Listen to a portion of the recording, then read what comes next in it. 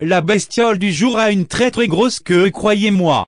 Eh bien salut à tous et à toutes, aujourd'hui c'est Motor et nous allons donc nous retrouver pour une vidéo un petit peu particulière parce qu'on va parler de cryptozoologie. Donc je vais créer un nouveau concept qui s'appelle les cryptipastas, où on racontera les histoires des cryptides. Bref, on est parti. Avant tout, qu'est-ce qu'une cryptide? Alors pour ceux qui ne sauraient pas, c'est une créature ou un animal particulier dont l'existence est supposée selon divers témoignages mais qui n'est pas confirmée. En gros c'est un peu du flan, on en fait ce qu'on veut, mais on va parler de bestioles monstrueuses et aujourd'hui on va parler du mégalodon. Donc, le mégalodon carcharodon, qu'est-ce que cette bestiole? C'est déjà pas français, c'est une espèce éteinte de poisson géant qui a existé durant le Cénozoïque. Il a régné sur les eaux internationales du 28 millions d'années à 1,5 million d'années, et après il est mort, tout simplement. Il est considéré comme le plus grand, le plus puissant prédateur de l'histoire des vertébrés. On estime qu'il mesurait à peu près entre 16 et 28 mètres, Imaginez un peu la taille du monstre, Il est considéré par beaucoup comme étant un requin blanc, en plus gros, en plus puissant et en plus géant, mais heureusement qu'elle est morte. La bestiole. Dans la culture populaire, Mastodon a fait une chanson sur lui. Merci Mastodon. Et il y a eu plein de téléfilms pourris, on le retrouve aussi dans Battlefield, dans un easter egg. Voilà. Et là vous vous dites, mais Moteur, pourquoi tu nous parles de ça? C'est très simple, l'espèce est éteinte, mais certains cryptozoologues nous racontent que non, on se trompe et que le mastodonte traîne toujours dans les eaux. Bon, on va partir sur les histoires et les pseudo-preuves. C'est parti René. La première preuve de l'existence de la bestiole serait qu'à la fin du 19e siècle, le navire océanographique le Challenger aurait remonté des fonds du Pacifique des dents. Des gigantesques dents d'environ 12,5 cm, ce qui est en comparaison 2 fois plus grande qu'une dent de requin blanc qui mesure environ 6-7 cm, ça dépend de la taille du bestiau, Et ces dents étaient vieilles seulement de 10 000 ans, et elles n'étaient pas fossilisées. Ça veut dire que la bestiole serait pas réellement morte il y a 1 million d'années. Suivant. Les dents vieilles de seulement 5000 ans ont été retrouvées dans une zone non fossilisée au large des côtes australiennes. Oh putain, je vais pas aller me baigner moi.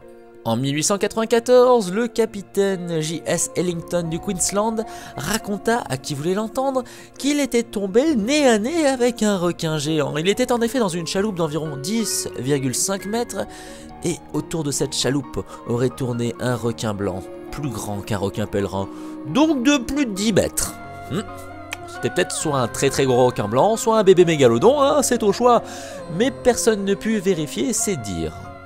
En 1918, les pêcheurs de langoustes de Port Stéphane en Australie refusèrent de sortir en mer pendant plusieurs semaines. En effet, ils prétendaient qu'un requin d'une grandeur phénoménale rôdait autour de leur casier. Il avait été vu par plusieurs pêcheurs et tous semblaient terrorisés par la bestiole. L'inspecteur des pêcheries de Sydney s'était donc rendu sur place et dans son rapport, il a mentionné les choses suivantes. Bien que tous les pêcheurs ne soient pas d'accord sur la taille de l'animal, il ne fait aucun doute qu'il s'agit bien d'un requin. Tous en ont côtoyé dans leur travail et même les grands requins blancs, dont certains atteignent 10 mètres. Mais là, ils n'ont aucune raison de mentir, car en effet, en restant à terre, ils perdent une partie de leurs revenus. La plupart des témoignages s'accordent sur une taille de 35 à 40 mètres de long.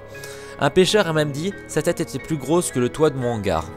Oui, là, on tient quelque chose de quand même assez flippant, un requin de 30 à 40 mètres. Imaginez un peu, sachant que ce sont des pêcheurs et qu'ils avaient besoin de ça pour vivre, je pense que c'est le témoignage le plus réel et le plus flippant.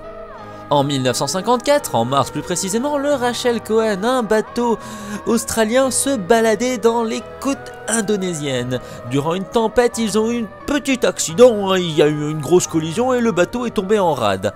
Lorsqu'ils ont sorti le bateau de l'eau, ils sont aperçus qu'il y avait une morsure géante sur le bateau, une morsure avec 1 mètre de rayon. Ils se sont dit que, oh là là, qu'est-ce que c'est? Ils ont aussi trouvé des dents qui mesuraient plus de 10 cm.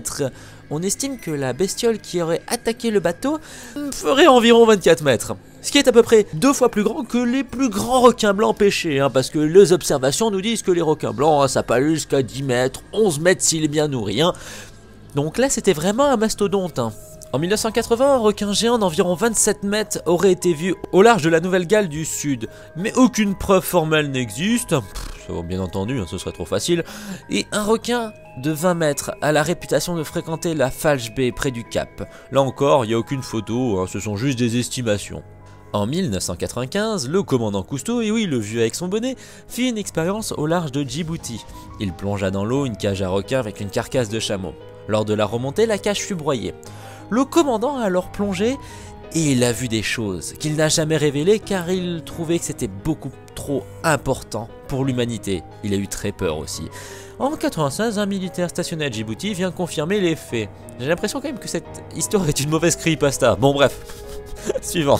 Dernière histoire, en 2014, un requin pucé, un requin blanc je précise, s'est fait attaquer par un monstre. On sait pas quoi. Le requin s'est complètement fait découper et dévorer.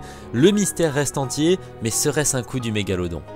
Débriefing. Alors que dire de tout cela? À part l'histoire des pêcheurs qui, elle, par contre m'intrigue beaucoup parce que ce sont des professionnels et qui ont décidé de rester à terre au lieu d'aller bosser parce qu'un monstre les terrorisait, j'ai envie de vous dire, tout le reste, ça sent un peu le fake. Bon, le Rachel Cohen, il est peut-être tombé sur un très gros requin blanc. Et les autres qui te disent oui, il y a un requin de 20 mètres qui traîne par là-bas. Non, ça c'est clairement une histoire d'alcoolique, on va pas se mentir, hein. Ce sont des légendes pour attirer le touriste. Rien de plus et rien de moins. Cependant, j'ai envie de vous dire, c'est assez particulier parce qu'en effet le mégalodon est peut-être éteint, sauf que l'océan est immense et les abysses aussi, on n'en connaît même pas 5%.